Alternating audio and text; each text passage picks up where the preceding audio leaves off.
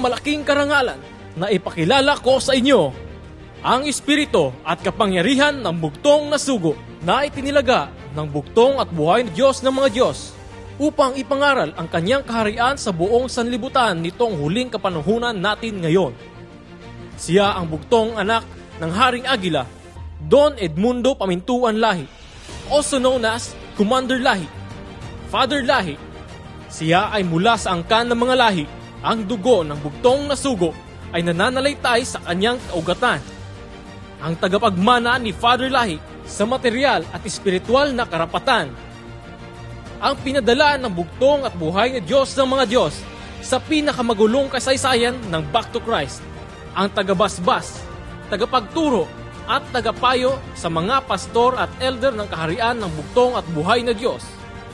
Ang anak ng Haring Agila ng Silanganan, ang bagong Raja at Sultan sa lahat ng tribo ng Maharlikan Kingdom na pumupuri, naniniwala, nananalig at sumusunod sa bugtong at buhay na Diyos ng mga Diyos. Ang bagong Commander Lahi sa espiritu at kapangyarihan, ang ipinangako ng bugtong na sugo na bagong katauhan ng kanyang pagbabalik at marami ang hindi makakilala sa kanya maliban lamang sa mga taong pinili ng bugtong at buhay na Diyos ng mga Diyos. Ang walang kinakatakutan na komentarista sa himpapawid, ang teologo at supremong pangulo ng mga alagad ng bugtong at buhay na Diyos. Ang isa sa mga piling-pili na miyembro ng Filipino Association of Composers and Authors of the Philippines o tinatawag na PhilSCAP, na kinabibilangan ng mga kilalang kompositor ng ating bansa katulad nila Ryan Cayabyab, Benny Saturno, Freddy Aguilar, Noel Cabangon, Mon Del Rosario, Lito Camo, Ogie Alcacid at Rico Blanco. Ang batikang kompositor sa pinakamataas na papuri ng kaharian katulad ni Haring David, Haring Solomon at Father Lahi. Ang pinili ng bugtong at buhay na Diyos na siyang tagapagpangaral ng kanyang kaharian sa pinakahuling kasaysayan ng ating panahon ngayon. Ang tinig ang tagapagdala ng magandang balita ng kaharian sa mga pinakamahirap ng mga mahihirap. Ang tagapagbalita ng kalayaan sa mga nabilanggo. Ang kaibigan at tagapagtanggol sa mga inaapi at inaalipusta. Ang nangungunang tagapagpakilala sa bugtong at buhay na Diyos sa buong sanlibutan at sa kanyang nalalapit na paghahayag sa katapusan ng ating panahon ngayon. Ang naghahanap sa mga nawawalang tupa ng bugtong at buhay na Diyos. Ang tagapagtanggol sa mga turo at aral ng Back to Christ ni Father Lahi. Ang tagapagpatupad sa kalooban ng ating makapangyarihang Diyos. Ang nag-iisang Bible expositor sa kanyang kaharian. Ang bugtong na anak ng ating mahal na Pangulo Father Lahi. Ang inyong maliit na lingkod, Pastor Lahi.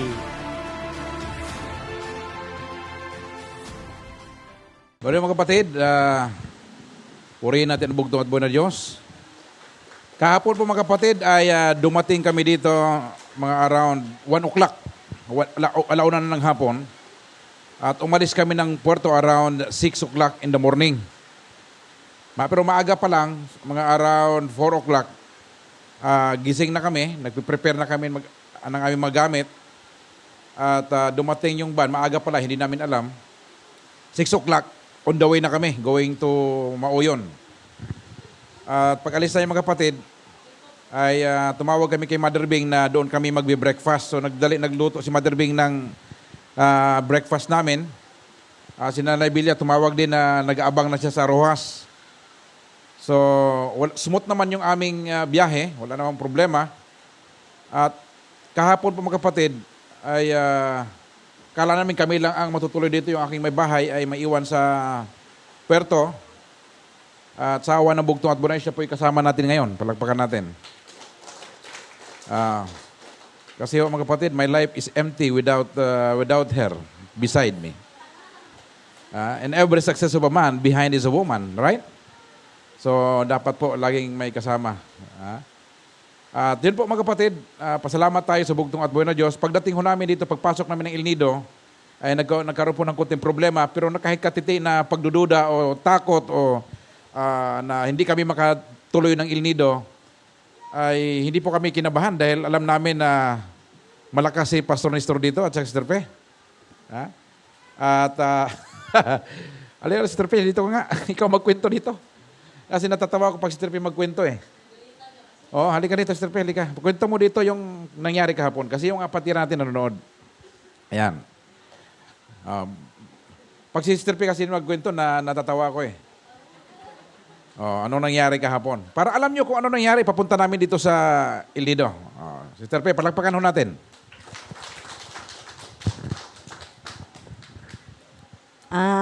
Nag-ano nga kami, nag-prepare kami ng pagkain sana ni Pastor kasi darating sila. Alam namin na na pagod sila galing Puerto, siyempre malayo.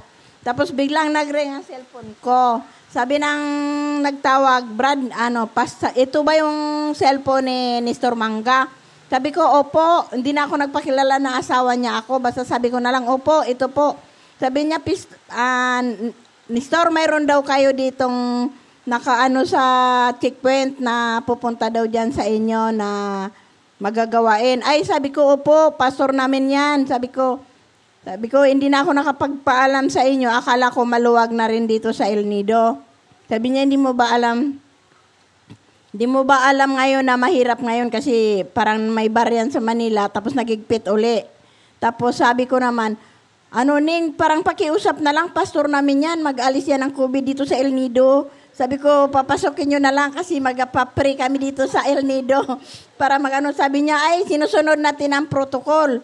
Sabi ko, ay bakit? Anong protocol yon? Sabi niya, hindi, yung protocol na yon na bawal. Sabi ko, hindi ko, pwedeng makihingi ako ng cellphone ng pinakamataas nyo kasi ako kinabahan na rin. Sabi ko, ay, bugtong at buhay na Diyos, alam ko.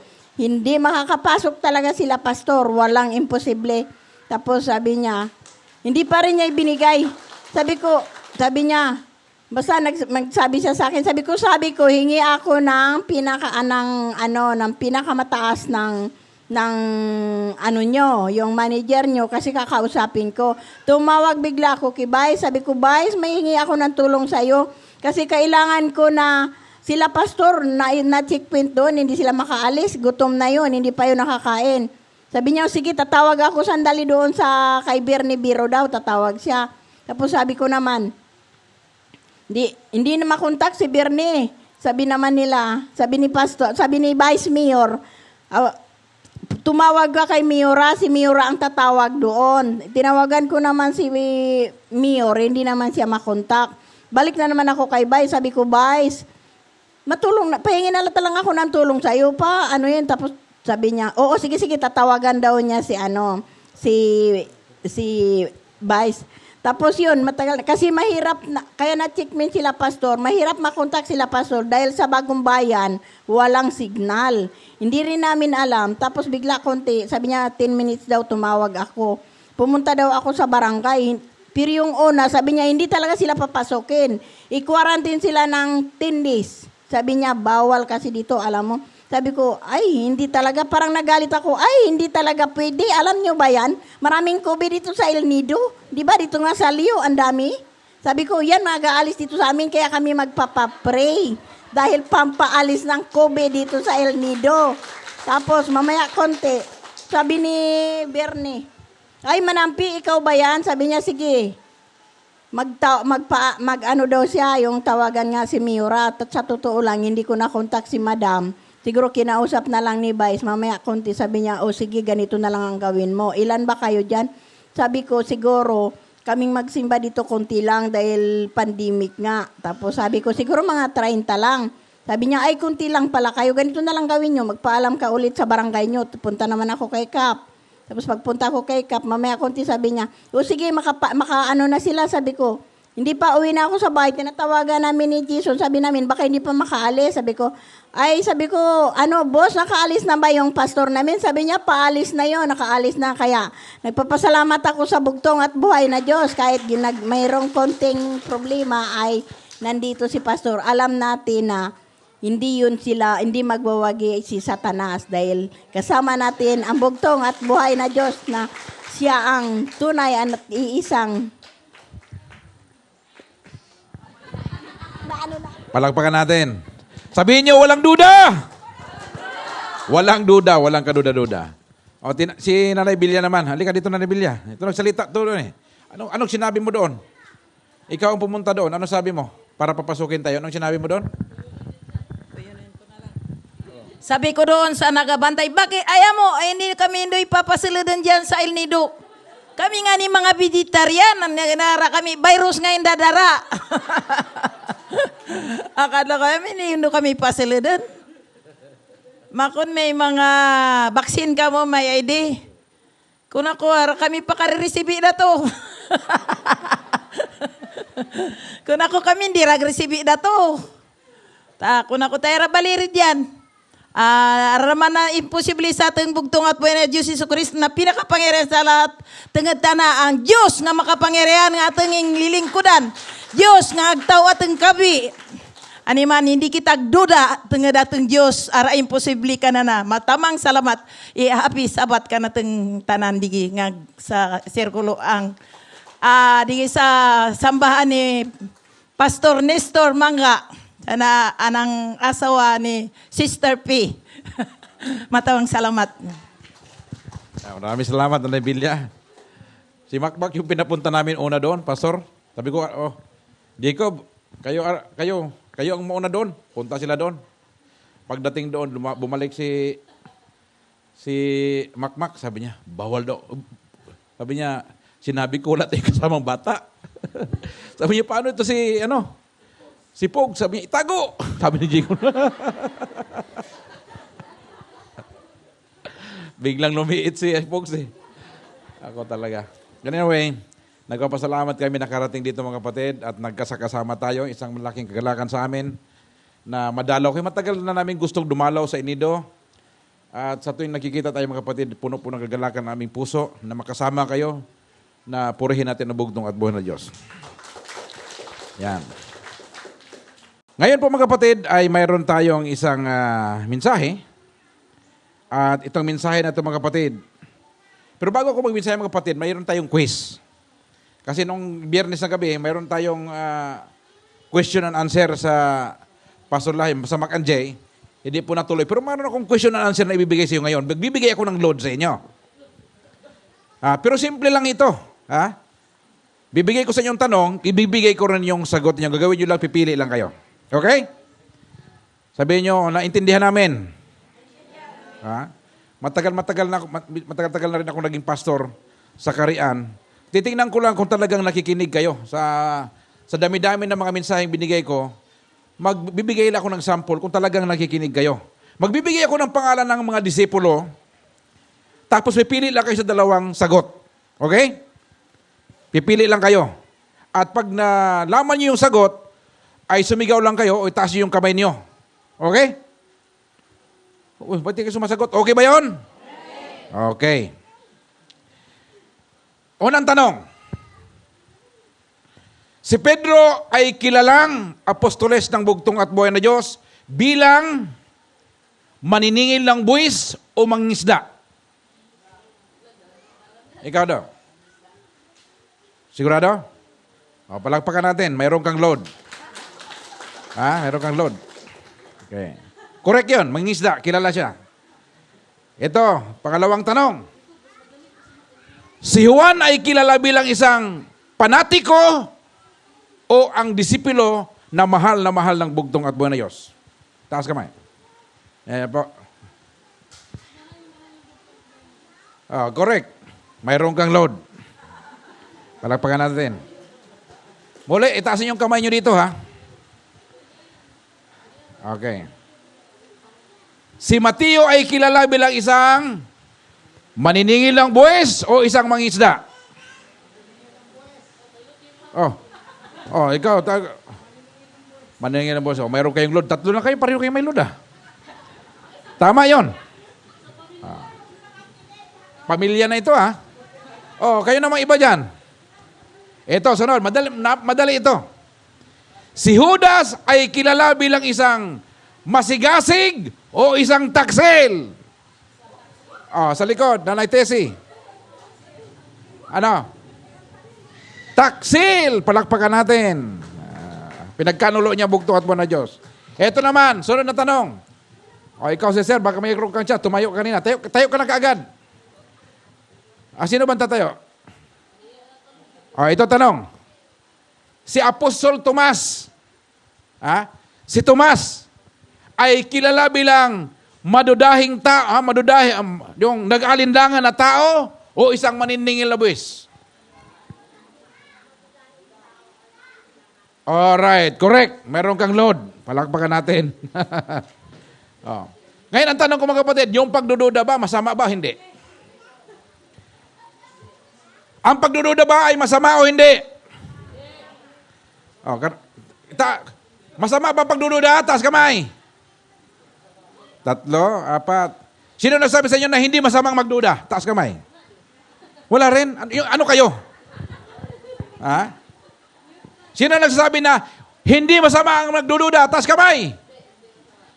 Ayan. Si Tomas ay may pag-alinlangan at ang kanyang pangalan magpakailanman ay naging magkasinghulugan sa mga taong nawala ng pananampalataya. Pag binabanggit na agad si Tomas, ay nako, madudahin yan. Madudahin yan.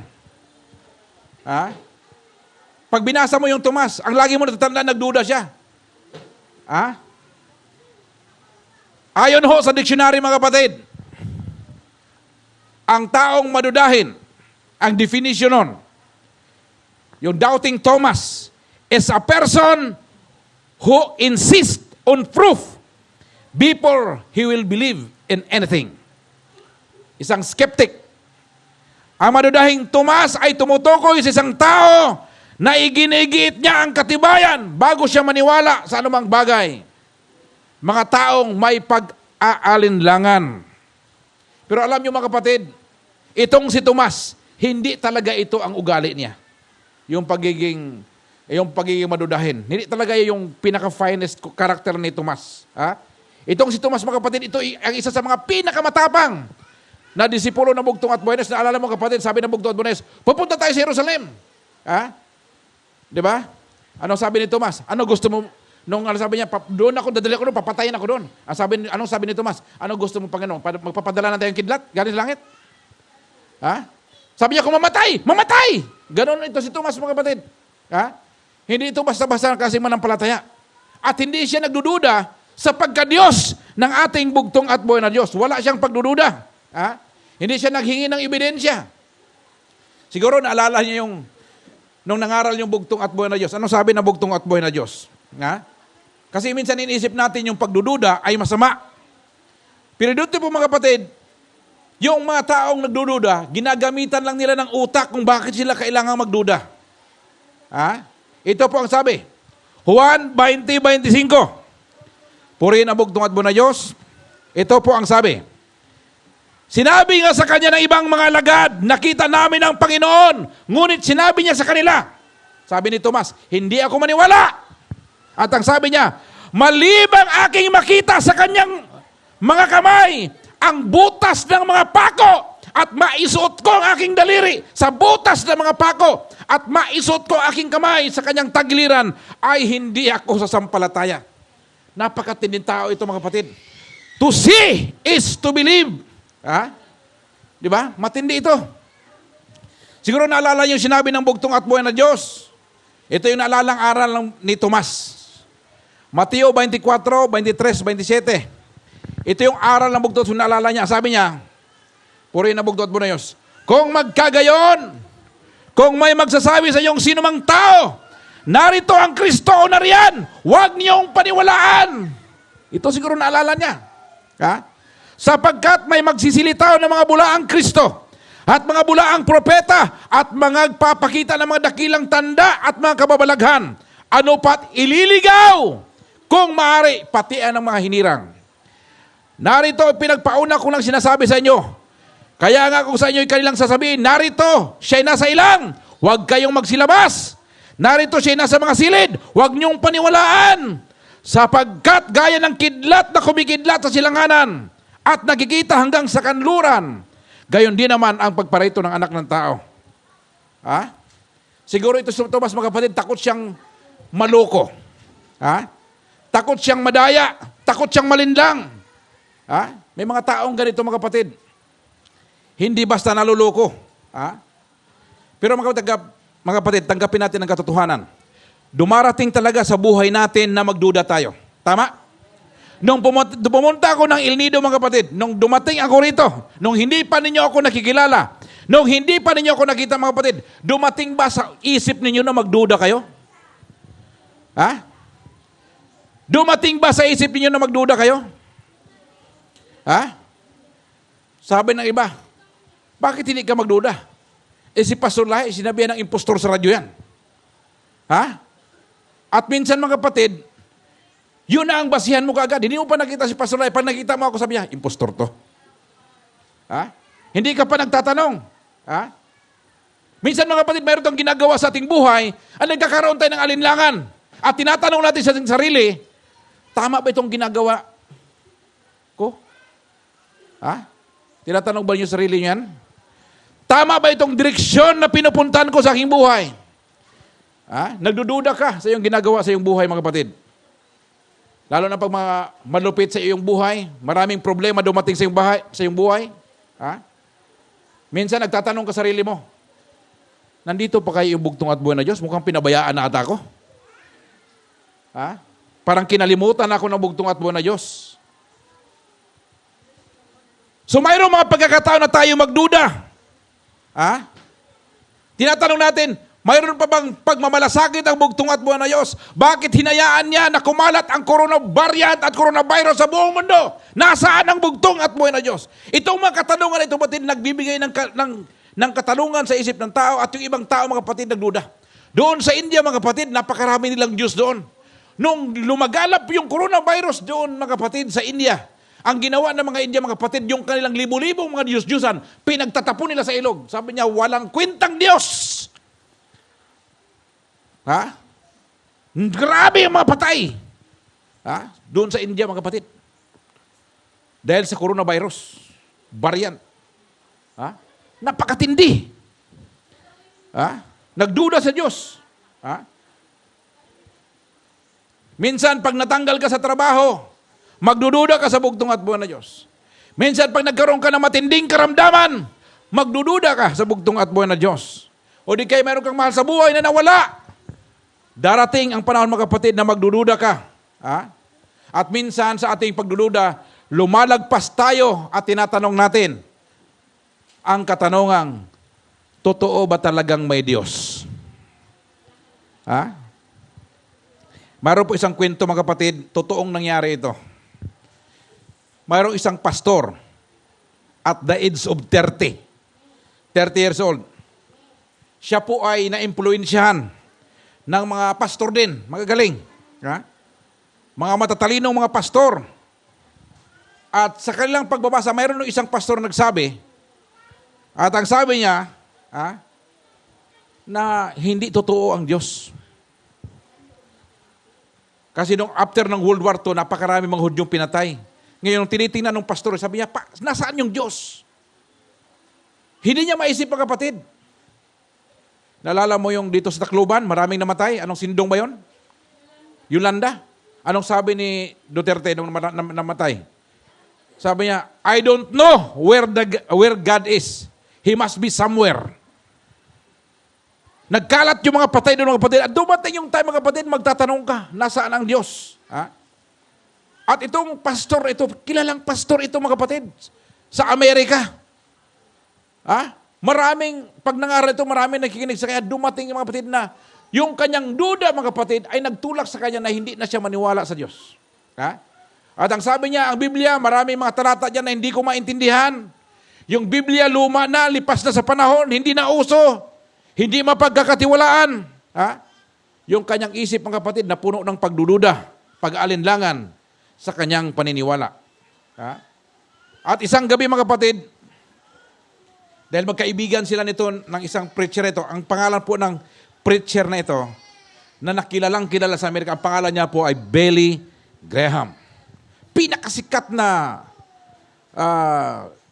tele-evangelist ng Amerika. Yung kasama niya, mga kapatid, na pastor, bumigay, hindi na nampalataya. Hindi po nagpagtataka, mga kapatid, sa Back to Christ na Nung nawala si Padre Lahay, may mga taong hindi naniwala sa bugtong at buhay na Diyos. Ha? Yung iba, nasama doon kay Pamato, naging bathala na sila. Ha? Bumigay, hindi na nampalataya sa bugtong at buhay na Diyos. Dumating yung time na yun. Ha? At ang ginawa ng pastor, mga kapatid, tumayo sa pulpito, nagpaalam sa kanyang kongregasyon. Taga-Canada yung pastor. Sabi niya, hindi na ako karapat-dapat na maging pastor niyo dahil ako ay nagduda na maraming katanungan sa isip ko na walang kasagutan. Hindi na ako naniniwala sa Biblia, hindi na ako naniniwala sa Diyos, kaya babay na sa inyong lahat. Ha? At itong pastor na si Billy Graham na kaibigan niya, hindi siya makapaniwala. Pinagtanggol niya yung kaibigan niyang pastor. Sabi niya, huwag natin masyadong pagalitan itong pastor na ito dahil naging matapat siya. Sinabi niya hindi na siya manampalataya. Ha? Baka balang araw, maniwala siya. At marami siyang katanungan, mga kapatid. Ito si Billy Graham, nung tuwing tinatanong siya ng pastor na nagduda, wala siyang maisagot. At minsan po, inibitahan siya na magmensahe sa isang bahay bakasyunan, maraming mga kabataan, mga pastor.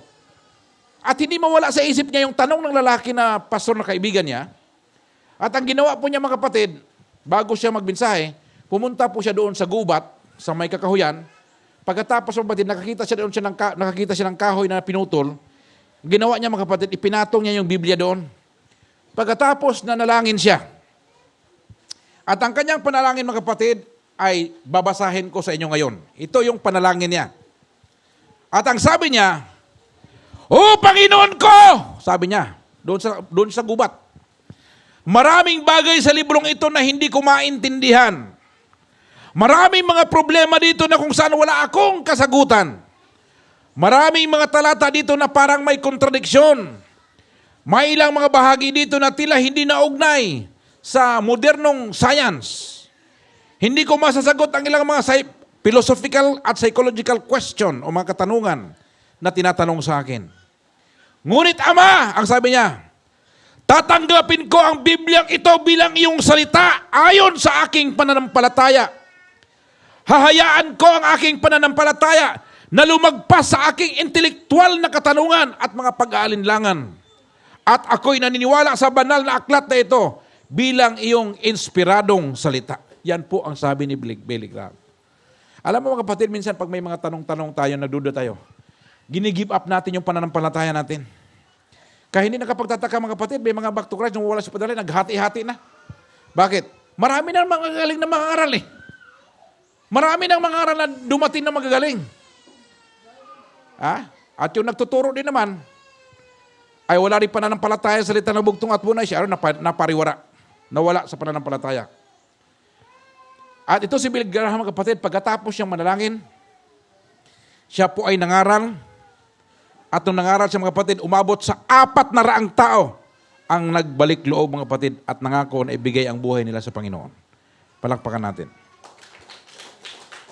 Noong August 1949, mayroon siyang krusada doon sa Los Angeles, California.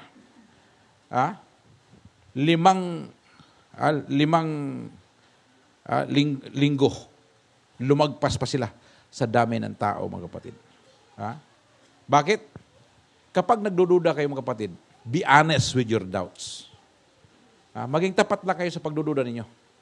Kasi yung pagdududa, mga kapatid, dapat may kaukulang kasagutan yon. Dapat ang pagdududa ninyo ang maggagabay sa inyo para hanapin ninyo ang katotohanan. Ang ginagawa o dito sa Back to Christ, hindi eh. Trial by publicity. Pag sinabi ng impostor, niwala na sila, hindi ba sila nagtatanong? Pag sinabi na, naku, maniwala kayo kay Pastor Lahi, impostor yan.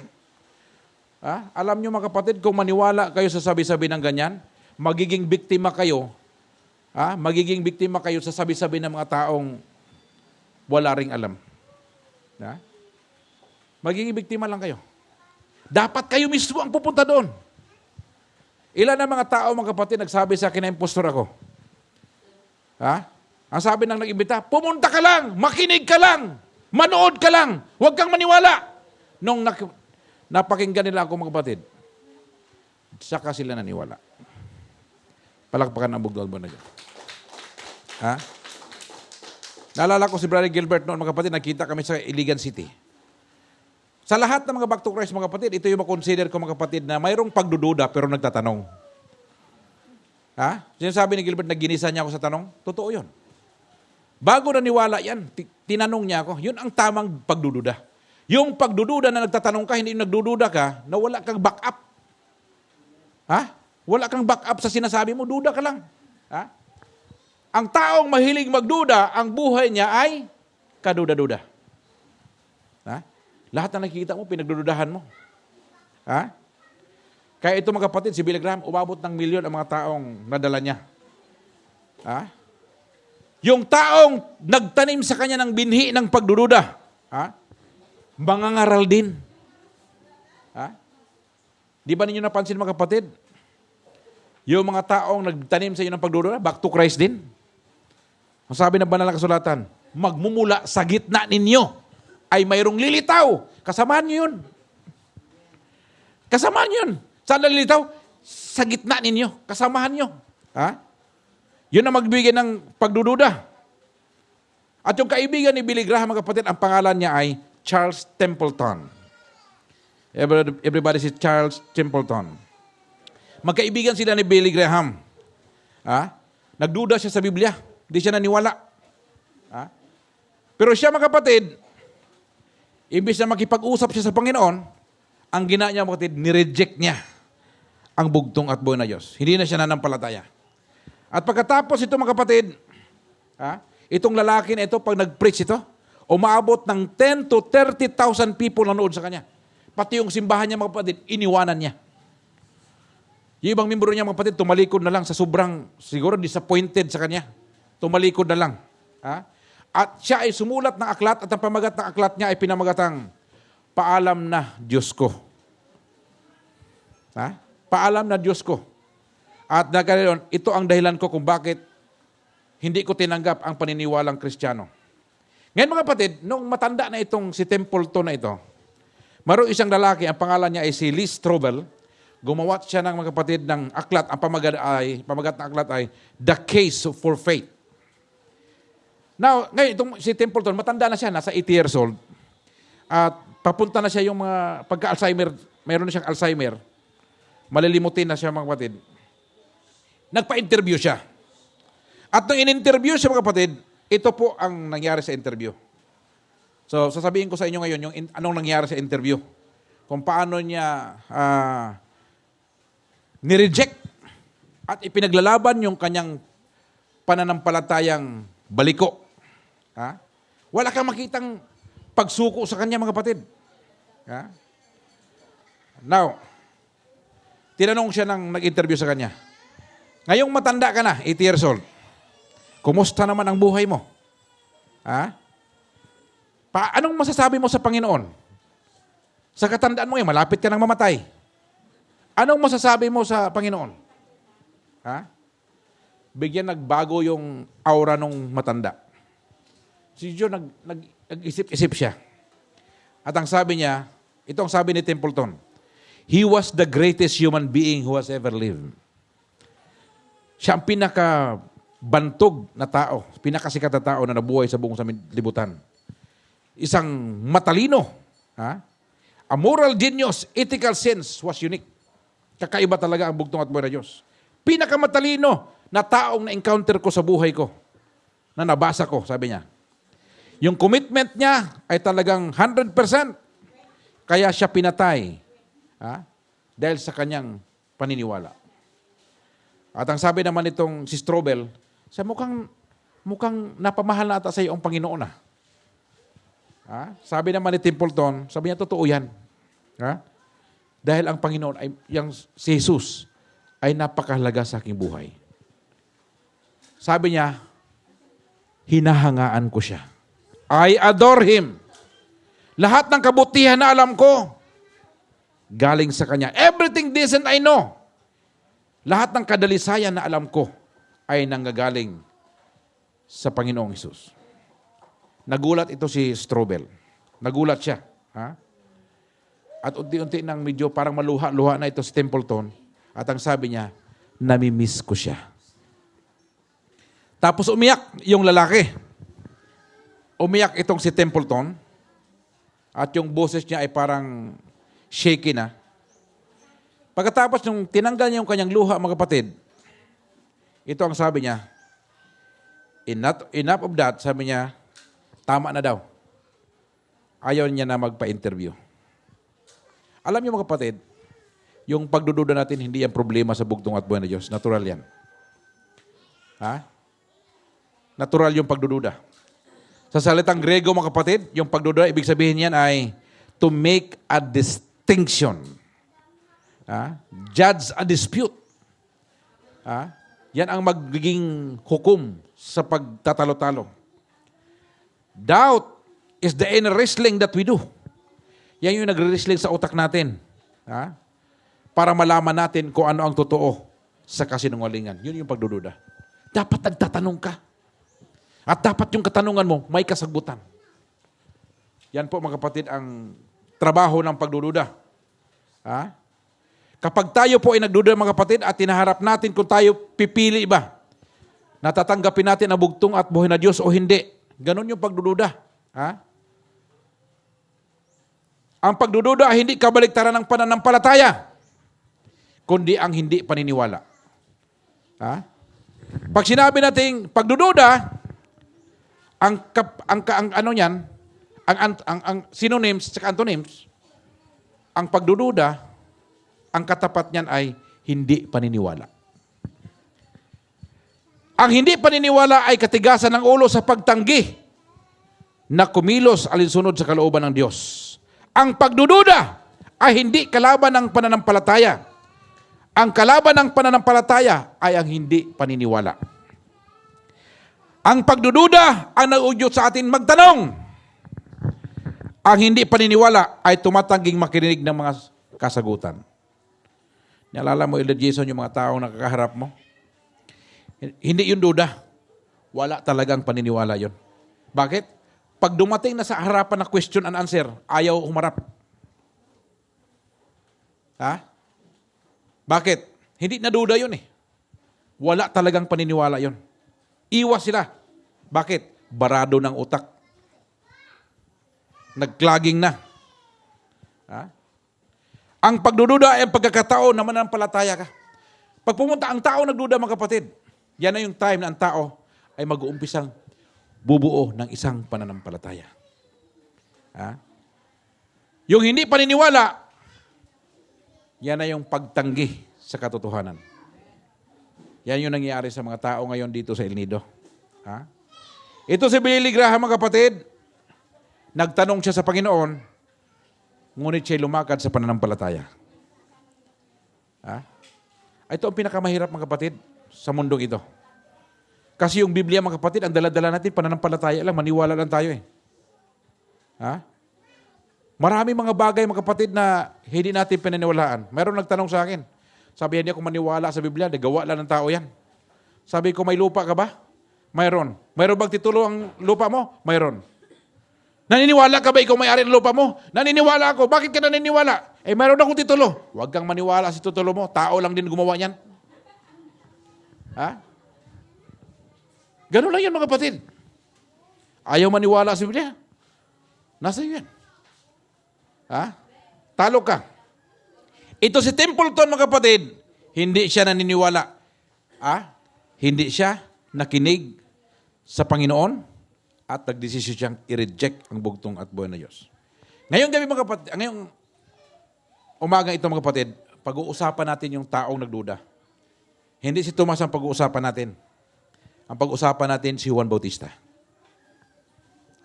Si Juan Bautista. Alam mo, lagi na natin binabasa ito mga kapatid, pero hindi ko ito nabigyan ng chance na idipaliwanag sa inyo. Kasi pag binabasa ko ito mga kapatid, parang, sabi pag nababasa ko ito, naawa ako kay Juan Bautista. Isipin mo siya ang sugo ng bugtong at buhay na Diyos, pero yung sugo nagduda pa. Isipin mo yan. Ito sabi, Mateo 11:2, purihin na bugtong at buhay na Diyos. Nang marinig ni Juan sa bilangguan ang magawa ni Kristo, ay nagpasugo siya sa pamamagitan ng kanyang mga alagad. Bakit siya nagpasugo? Kasi nagdududa siya. Number 1, bakit ang tao nagdududa? Ang pagdududa ay nagsisimula sa pag-iisa. Kapag lagi ka nag-iisa mga kapatid, marami kang naiisip na kung ano-ano. at nag-uumpisa kang magduda, ha? Isip-isipin mo sila mga kapatid, nakulong.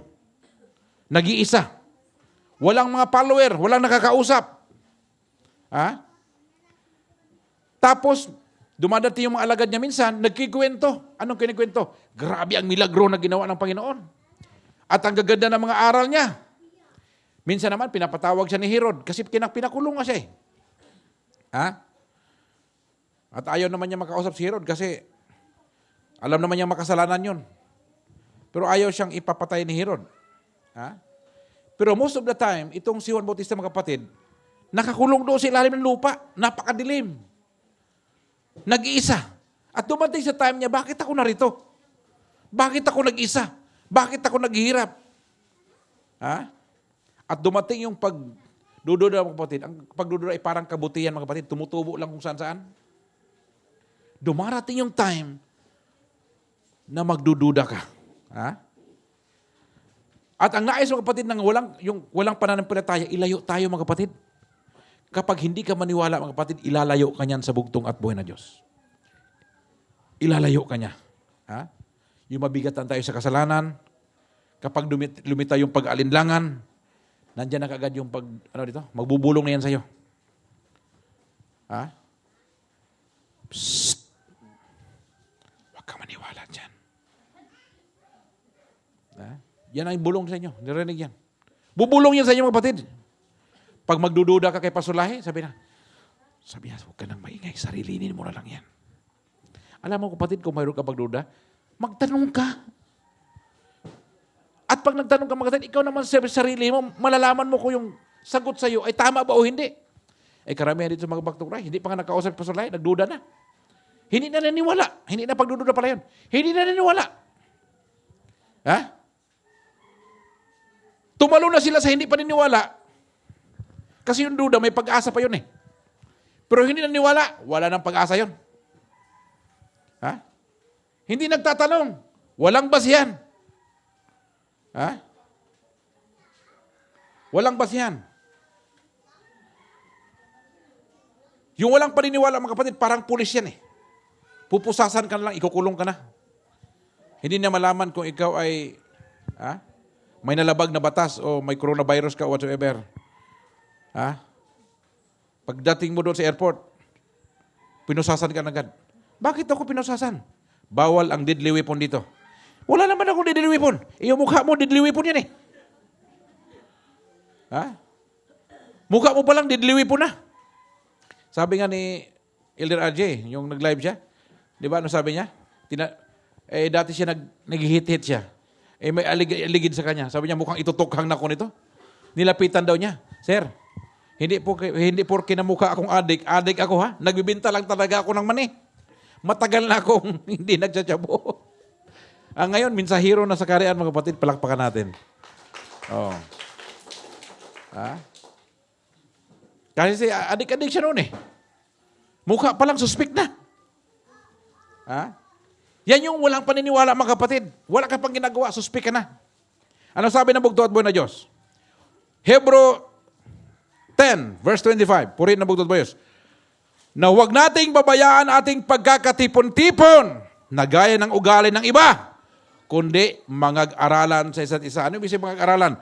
Magpalakasan kayo ng inyong pananampalataya, mag-encourage one another. At lalo na kung inyong namamalas na nalalapit ng araw. Alam mo mga kapatid, pag malapit na dumating ang bugtong at buhay na Diyos, dapat tuwing Sabado, nandito tayo palagi. Hindi yung habang palapit ang pagdating ng bugtong at buhay na Diyos, palayo naman tayo ng palayo, padalang ng pagsimba. Kung nalalapit na ang pagdating ng bugtong at buhay na Diyos, dapat palagi na tayo nagsisimba. Dapat yun ang gawin natin mga kapatid. Ito yung sabi sa Hebrew, chapter 10, verse 25. Kapag nagduda ka daw, tanungin mo sa katabi mo, kapatid, mukhang nagdududa na ako. Nakakatulong yun mga kapatid. Kasi may mag-a-assist sa'yo. Oh, Pastor Nestor, nagdududa na daw ito. Oh, di magtatanungan kayo, bakit ka naman nagduda? Si Sierra, kuyunin na yan, Mother Bing. Huwag ka na magduda. Ano yan sa kuyunin? Ha? Ano yan? Ay, magaling yan si Mother Bing sa ganyan eh. Ha? Ha? Huwag ka na magduda sa kuyunin? Ha? Ay, kaya magduha-duha dia. Ha? Ay, magduha-duha daw. Mana magduha-duha. Ha? Alam mo mga kapatid, kapag sinishare mo yung pagdududa mo, gagalaw ang banal na espiritu upang tulungan ka na mahanap ang kasagutan. Ha? I-share mo. Bakit? Kasi yung kasabi mo, mayroon siyang alam na hindi mo alam. Ha? Mayroon siyang alam na hindi mo alam. Darating talaga yung panahon na magdududa ka. Ha? At sa pamagitan ng mensahe ito mga kapatid, may encourage kayo. Pangalawa mga kapatid, ang pagdududa ay ang paggigiit para sa isang kumpirmasyon. Kapag nagdududa ka mga kapatid, ginigiit niyan. May gustong mangyari yung pagdududa mo. Anong ginigiit niya? Kinukumpirma mo lang talaga kung totoo ba na si Pastor Lahi anak o hindi. Papatunayan mo talaga. May talagang, di ba? Di na nila masabi-sabi ngayon sa sabi nila, impostor yan, kalaunan. Anak yan, pero swail yan, kaya tinakwil. Anak yan siya noon nung hindi pa sugo si Padre Lahi. Ngayon, nandito na si Jacob, sabi niya, wala na. No comment. Huwag na kayo maingay dyan, Ang dalawang anak ng Haring Aguila, nandyan na. Diyan na yung time na papalakpak kayo, mga kapatid. Bakit ka pa magdududa? Ang problema mga kapatid, hindi paniniwala niya. Tinaniman ng, may nagtanim sa kanila ng hindi paniniwala. At naniwala sila. Hindi nila ginamit yung pagdududa. Nasana yung pagdududa, yun ang magdadala sila sa katotohanan. Yung hindi paniniwala, pinatay na yung katotohanan ng mga kapatid. Wala ka nang mapapala doon. Mateo 11, 2-3. Nang marinig nga ni Juan sa bilangguan ng mga gawa ni Kristo, ay nagpasugo siya sa pamagitan ng kanyang mga lagad at sinabi sa kanya, ikaw ba gayaong paririto o hintayin namin ang iba?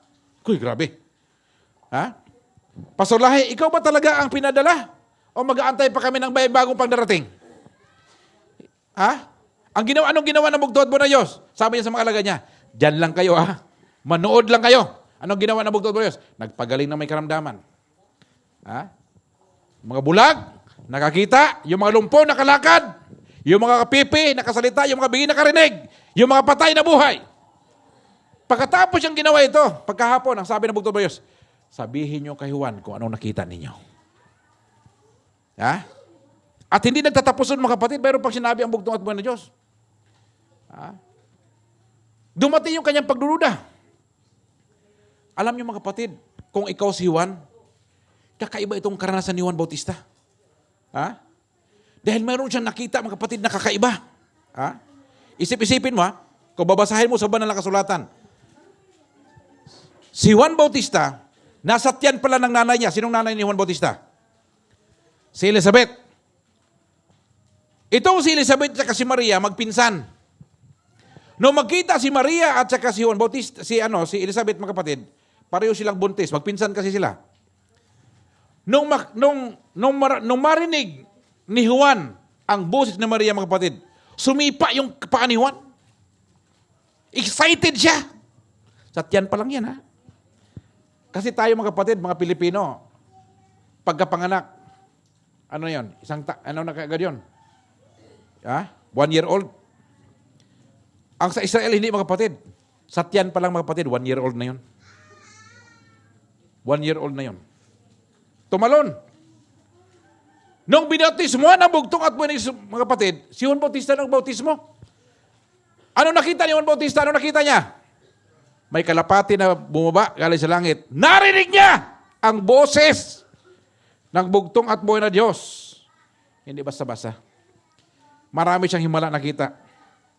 Narinig niya. Ano narinig niya? Ito ang aking minamahal na anak. Ito ang aking sinisinta na anak na nagbibigay sa akin ng labis na kagalakan. Narinig niya.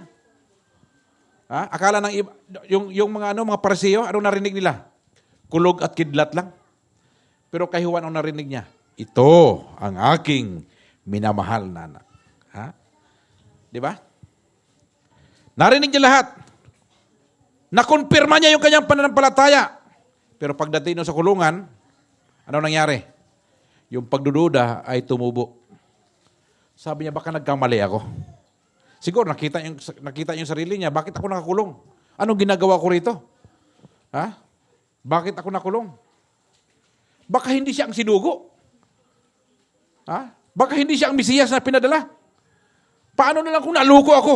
Paano lang kung na-jenggoy ako? Paano kung naisahan ako, na-scam ako? Baka scammer to. Dumating ang pagdududa.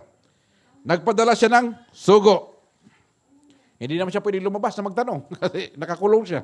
Ha? Kinumpronta niya ang bugtong at buhay na pamagitan ng kanyang sugo. Kaya yung mga tao dito sa El Nido na hindi sumama sa inyo, pag sinabi mo may duda ka kay Pastor Lai, puntahan mo doon, makinig. Ayaw. Bakit? Kasi yung mga tanong nila dito mga kapatid, hindi uubra yan. Hindi uubra dito yan. Ayaw nilang magising sa katotohanan. Ha? Gusto ba kumpirma ni Juan kung talaga bang ang bugtong at buhay ng Diyos ang Mesiyas? Ito yung wala sa back to Christ. Ha? Ito yung wala sa back to Christ. Ito ang halimbawa, aral nila. Walang pastor sa back to Christ. Hindi na sila nagtatanong. Hindi nagbabasa ng Biblia. Nagbabasa naman, binabali naman nila. Ha? Sabi ng bugtong at buwan ng Diyos, ako ang inyong pastor at makakasalo kayo sa hapunan doon sa langit. Eh paano yun? May pastor ang bugtong at buwan ng Diyos. Hindi sila kasama doon. Wala daw pastor sa back to Christ. Pati yung bugtong at buwan ng Diyos, tinakwil pa. Kasi pag sinabi mong walang pastor sa back to Christ, mga kapatid, magdahan-dahan ka sa salita na yan. Kasi pati ang bugtong at buwan ng Diyos, tinanggal mo na. Tama ba, Elder Jason? Walang pastor sa back to Christ. Isipin mo yan.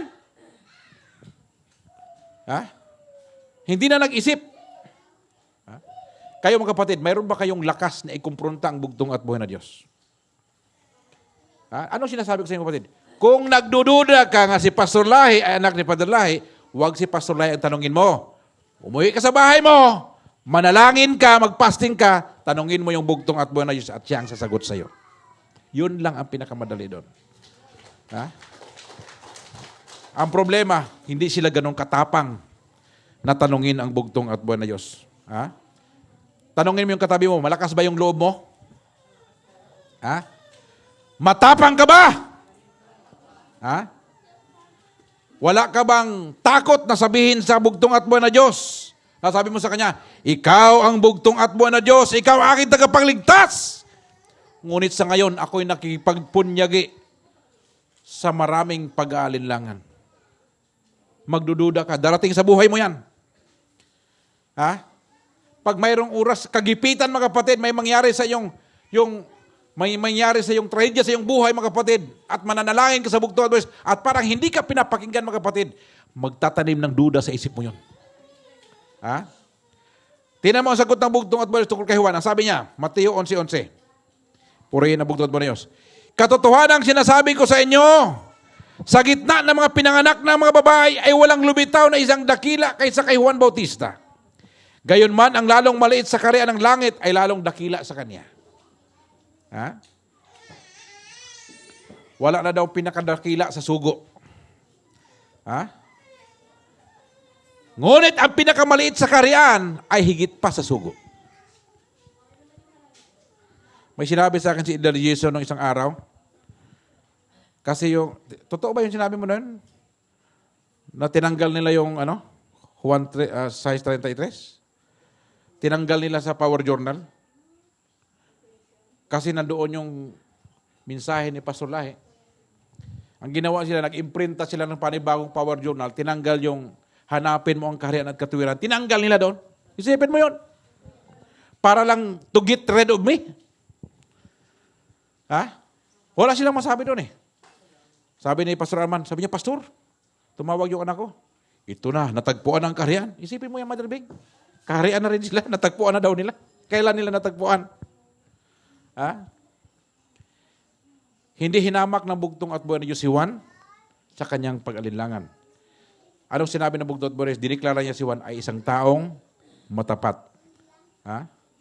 Naintindihan ng bugtong at buhay na Diyos ang pagdududa at ang hindi paniniwala. Magkaiba yon.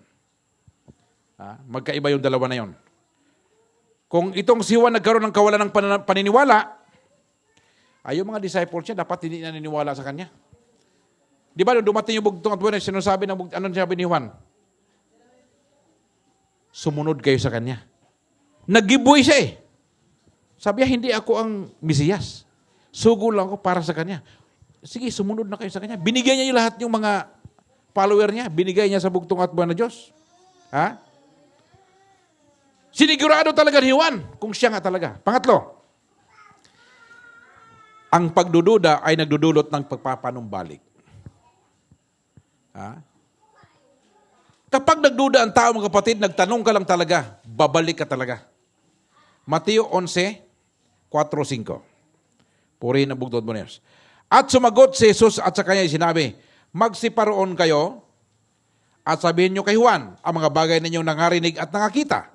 Ang mga bulag ay nakakita, ang mga pilay ay nangalakad, ang mga kitungin ay nangalinis, at ang mga bingi ay nakarinig, ang mga patay ay ibinangon, ang mga dukha ay pinangaral ang mabuting balita.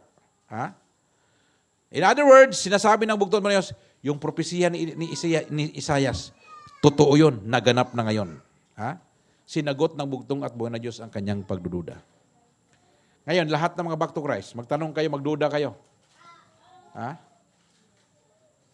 Sabi, magpunta kayo doon, no? Nandyan yung mga anak ni Padre Lahi. Ano sabihin sa iyo, Elder Jason? Ha? Nandyan yung mga anak ni Padre Lahi, oh. Ha? Huwag lang kayo maniwala sa sabi. Ha? Yung pagdududa, mga kapatid, ay maghahatid ng pagpapanumbalik sa bugtong at buwan na Diyos. Ha? Kapag nagdududa ka, ang banal na espiritu nandyan, gagabayan ka. Ha? Alalahanin mo yung panahon na nakasama mo ang bugtong at buwan na Diyos. Tandaan mo yung mga oras na yon na nabigatan ka, mayroon kang mga problema sa buhay, mayroon kang karamdaman, nandyan ang bugtong at buwan na Diyos, tinulungan ka. Alalahanin mo yan.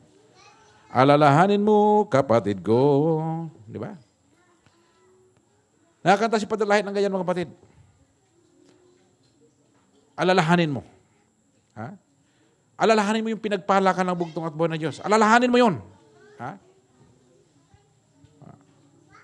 Nung mahingi ka ng mga ebidensya, sinagot ka ng bugtong at buwan na Diyos. Basahin mo sa Biblia. Kung yung pinaniwalaan mo, sumasang-ayon ba doon? Ha? Ano yung pangako ng bugtong at buwan na Diyos? Ano yung pag-ibig na inalok niya sa'yo? Alalahanin niyo, mga kapatid, yung sa Marawi. Nung pumunta si ating mahal na Pangulo, pumunta siya ng Russia, lumusob ang mga Mauti group doon sa Marawi. Doon, mga kapatid, sa Marawi, mayroong mga sundalo doon, mga kapatid, nagbuwis ng buhay.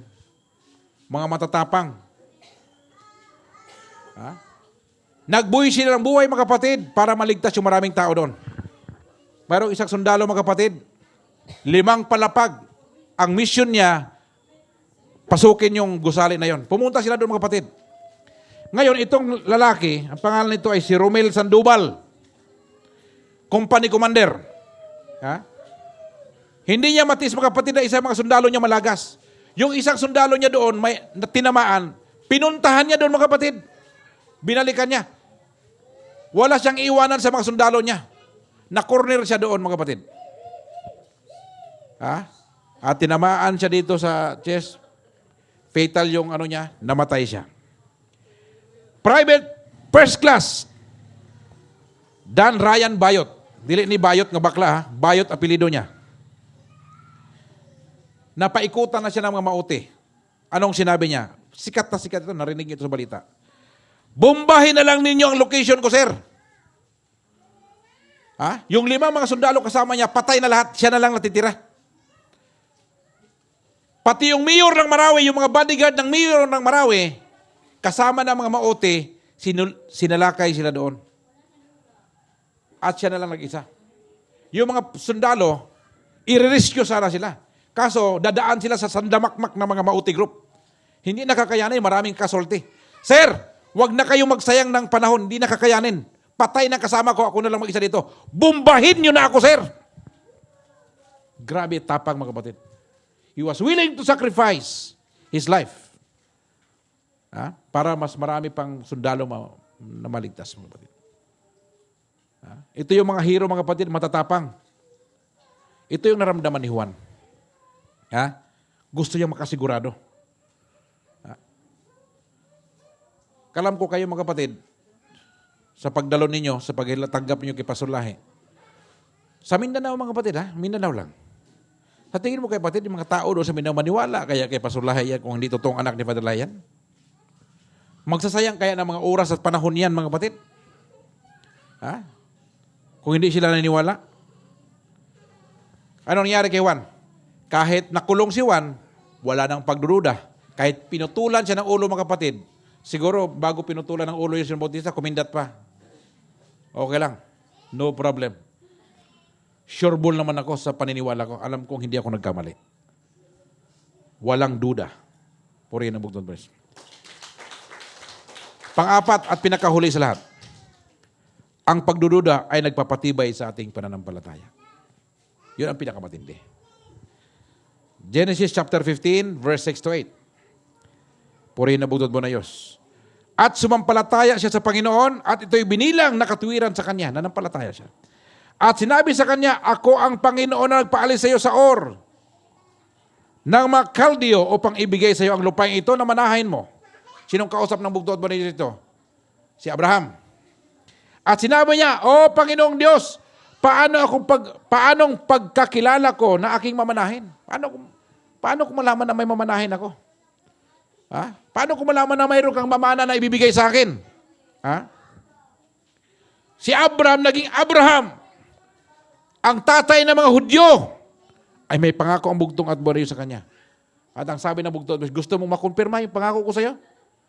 Hindi nagdududa si Abraham sa Lord, bigyan mo naman ako ng konting ebidensya na yung pangako mo ay totoo. Sabi ng bugtong, halika, lumabas ka. Paglabas niya, tumingala ka sa langit. Tumingala si Abraham. Nakita mo yung mga bituin na yan? Opo, Panginoon. Ganyan kadami ang magiging lahi mo. Isipin mo yung mga kapatid. Hindi pa pinanganak si Father Lahi. Binanggit na doon kay Abraham, ganyan kadami ang magiging lahi. Magiging lahi daw. Purihin ang butot mo na. Napakatindi. Ang problema, yung pinangakuan matanda na. Ganyan magiging lahi mo. Ang sinabihan, mga kapatid, matanda na, ugod-ugod na. Ganyan karami ang mga lahi ko. Yung asawa niya, 80 years old, matanda na rin. Natawa siguro sila, sabi, paano kayo magkalahi? Baog. Tanda na ako, matanda na yung asawa ko. Paano kayo magkanak? But mga kapatid, si Abraham nanampalataya. Nanampalataya. Pero nagduda siya. Nagduda siya, pero nanampalataya siya. Ganyan din ang ramdaman ni Juan. Ano nangyari na ramdaman ni Juan? Itong si Abraham, isolated siya. Nag-iisa siya. Sabi niya, mayroon kang tagapagmana. Gusto lang niya magkaroon ng confirmation. Na nagmumula sa bugtong at buwan na Diyos. At sinagot ng bugtong at buwan niya kanyang pagdududa. At ito pong maganda, mga kapatid. Roma 4:20. Itong sabi doon kay Abraham. Purihin na butot mo. Roma 4:20. Kundi sa pagtingin niya kay Abraham, sa pangako ng Diyos ay hindi nag-alinlangan sa pamamagitan ng di pananampalataya. Kundi lumakas ng lumakas sa pamamagitan ng pananampalataya. Naniniwalhati ang Diyos. Napakatindi, mga kapatid. Dahil sa ginawa ng bugtong at Diyos, nagduda siya, kinumpirma ng bugtong at buwan na Diyos, lumakas ng lumakas ang kanyang pananampalataya, mga kapatid. Sana ganun din kaya. Nagduda man siya, mga kapatid, nanampalataya siya sa bugtong at Diyos na walang pagduda-duda, walang pagdadalawang isip. At dahil sa kanyang pagdududa na yon, mas lalo siyang kumapit sa kanyang pananampalataya sa bugtong at buwan na Diyos. Hindi sa kanyang katandaan. Kasi kung katandaan, titingnan niya, mga kapatid, mapanghinaan siya ng loob, mga kapatid. Huwag niyong hayaan, mga kapatid, na yung hindi niyo paniniwala ay sakalin ang inyong pananampalataya. Maraming back to Christ, mga kapatid, gituok ang pagtuo. Nasakal ang pananampalataya, mga kapatid. Bakit? Hindi naniwala. Nasakal ang pananampalataya. Humingi ka ng tulong sa bugtong at buwan na Diyos pag nagdududa ka. Manampalataya ka sa gitna ng mga pagdududa. Ha? Harapin mo yung pagdududa mo. Huwag kang matakot. Hindi kasalanan magduda yan. Ha? Natural yan. Pero huwag mong hayaan na ihiwalay ka ng pag-alinlangan mo palayo sa bugtong at buhay na Diyos. Huwag mong hayaan, mga kapatid, na nakawin yung pananampalataya mo. Ha? Hindi ka dadaan ng pagkadramahan. Hindi magdadrama ang bugtong at buhay na Diyos sa'yo. Ha? Hilingin mo sa Kanya na may ayos sa iyong espiritu ang lahat ng mga bagay. Basahin mo yung banal na kasulatan. Diskubrihin mo para makumpirma mo yung pagdududa. Ha? At hayaan mo na yung pagdududa mo ang magtuturo sa iyo sa bugtong at buhay na Diyos at hindi palayo sa bugtong at buhay na Diyos. Dapat ang pagdududa mo palapit sa bugtong at buhay na Diyos at hindi palayo. Ha? Sapagkat ang pagdududa at ang hindi paniniwala ay hindi magkapareho. Ha? Hayaan ninyo na ang inyong pag-alinlangan ay maging exercise ninyo. Parang nag-gym ka lang. Ha? Parang nag-gym ka lang. Ha? Hindi yun dahilan para mawala yung pananampalataya mo sa bugtong at buhay na Diyos. Purihin natin ang bugtong at buhay. Magsitayo tayo, mga kapatid. Lahat ng kapurihan at karangalan ay para sa nag-iisang bugtong at buhay na Diyos ng mga Diyos, Panginoong Hesukristo, Yeshua Yahweh, na pinakamakapangyarihan sa lahat. Shalom Aleichem.